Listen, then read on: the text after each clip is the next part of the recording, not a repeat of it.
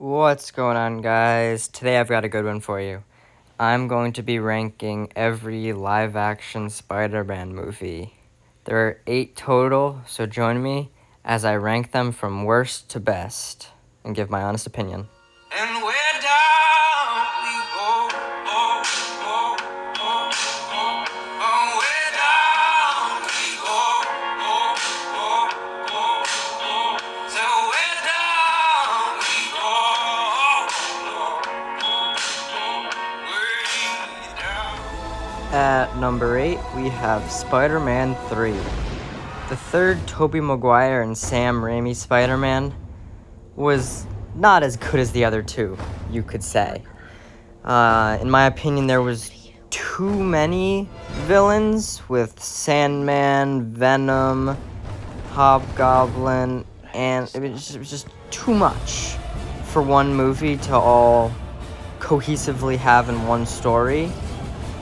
But, though Bully Maguire is a massive meme, I do find that, aside from the part where he's dancing, I find the entire time when he has the symbiote to be really annoying.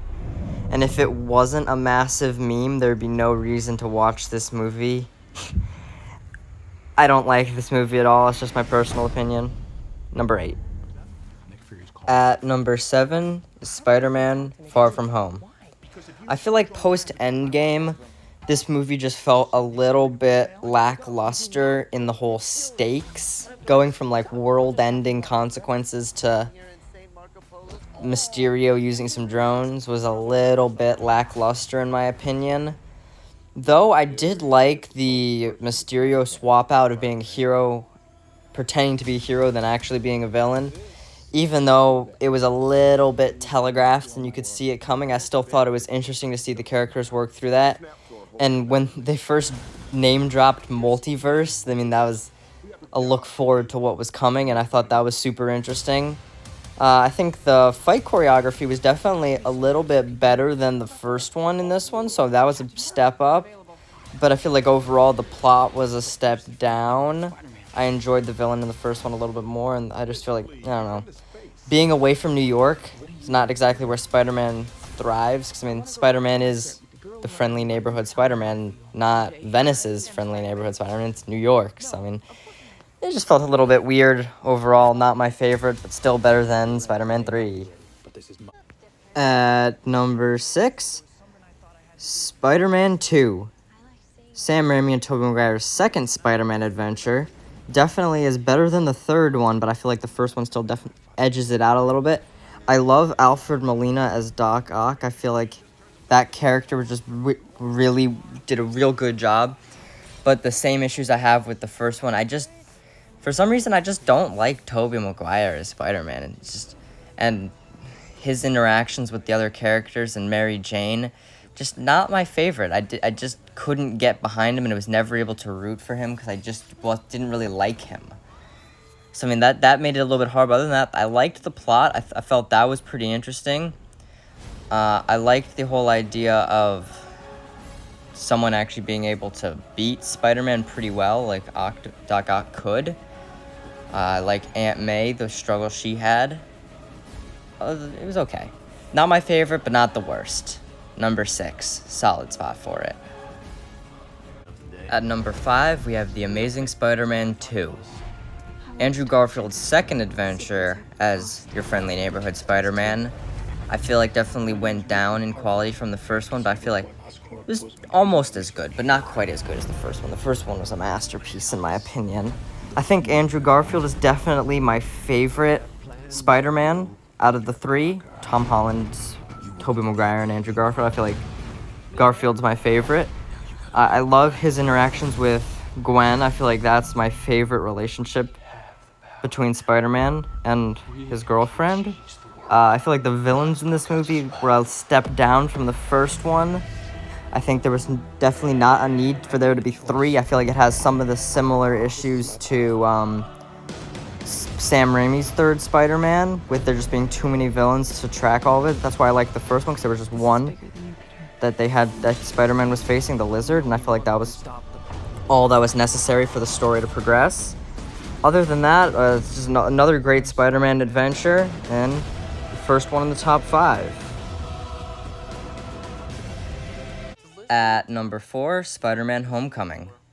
Spider-Man's first foray into the MCU definitely made him a mainstay of the Marvel Cinematic Universe. Perfect stakes, small neighborhood things. He's your friendly neighborhood Spider-Man. RDJ is perfect as Tony Stark, as always, steals every scene he's in. I feel like the villain in this movie was perfect for a first Spider-Man movie. After, like, cosmic beings and all that stuff, we just get a normal person who's trying to provide for his family, but does it in an illegal way by tying together how the cleanup of Avenger-level threats happen and all that stuff, and I feel like that was definitely interesting to see how they took some of that tech and applied it to their own criminal enterprise. I love how Ned finds out who Spider-Man is, and I feel like that's definitely very interesting how they play off each other. He's the guy in the chair, as he says. I feel like that's super interesting and funny. Ned's super funny.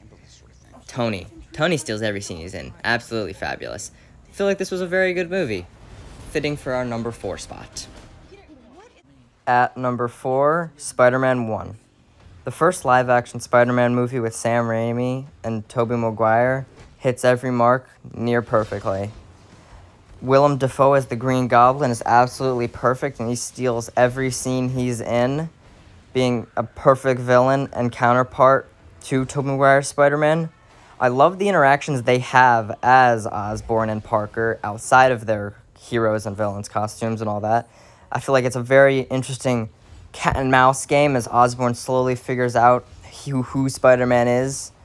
I love how Osborn is able to fight him in a very convincing way, and that it is only through Osborn's own hubris that he is defeated by being impaled by his own glider. Good number 3. At number 2, we have Spider-Man No Way Home. Tom Holland's third Spider-Man movie definitely is my favorite out of his. Not just because it brings all the Spider-Man and all the villains together. I mean, I feel like that's just perfect in every way. It's just, I love it. Because Spider-Man is one of my favorite characters, and the fact that they were able to bring all 3 major Spider-Man actors together into one movie, along with almost all the villains, absolutely perfect. And I love it every time. The way that they introduce the different Spider-Man is super cool, because it's not like some big team-up thing. It's just by accident that they're brought in, and I think that's really funny. And the big fight scene at the end, it's fabulous. How they're not trying to beat the villains, they're trying to help them. That's one thing I definitely like.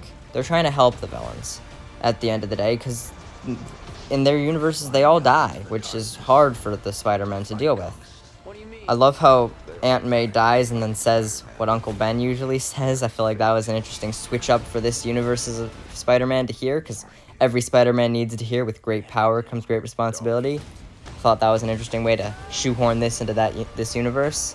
Overall, fantastic Spider-Man movie. I think the whole Doctor Strange thing was a little bit extra, but overall, not bad. I definitely liked that they opened up the multiverse at the end, setting up other MCU movies to come. Fantastic movie. Second best Spider-Man of all time. And the best live-action Spider-Man movie is Amazing Spider-Man 1. I said previously in the other entry with Andrew Garfield that he is my favorite Spider-Man, and there is good reason for it. He is my favorite Spider-Man. His interactions with the other characters, with Gwen and him being Spider-Man, is one of my favorites out of any. There's very few things I dislike about this movie. Honestly, I don't think there is anything I dislike about this movie. It's one of my favorite movies. The first time I saw it was late at night on TV. It was just playing, so I sat and watched it. I was like, this is really good. So I watched it again the next day, and this is really good. So I thought, why not put this at number 1? It's a little bit different. People usually don't always say the best things about Andrew Garfield, but in my opinion, he's a really good Spider-Man. He does a really good job. I think the Lizard is a super compelling villain, given his motivations. I think the ending fight gets a little bit blown out of proportion, but other than that, it's a fantastic movie that I can rewatch endlessly. Andrew Garfield and Gwen's their relation is just, their chemistry is perfect. I wish she didn't die in the second one. Spoilers, but I wish she didn't die in the second one. I wish they could have gotten a third one. I'm waiting for Amazing Spider-Man 3. I feel like that'd be a really interesting place to take Garfield's character. But as all the years go by, I feel like we're getting less and less of that. So, well, it's a good number one, in my opinion. The best live-action Spider-Man movie ever. Amazing Spider-Man 1 with Andrew Garfield. Come and get it. Hope you enjoyed this video. Spider-Man's one of my favorite comic book characters. If you'd like me to review other comic book movies or characters, I can do that in the future. I'm probably thinking about doing Batman next, so give me your thoughts on that in the comments section down below. Leave a like and subscribe if you want. It's completely up to you. That's it for me today. Hope you enjoyed the video. Go out and have a great day.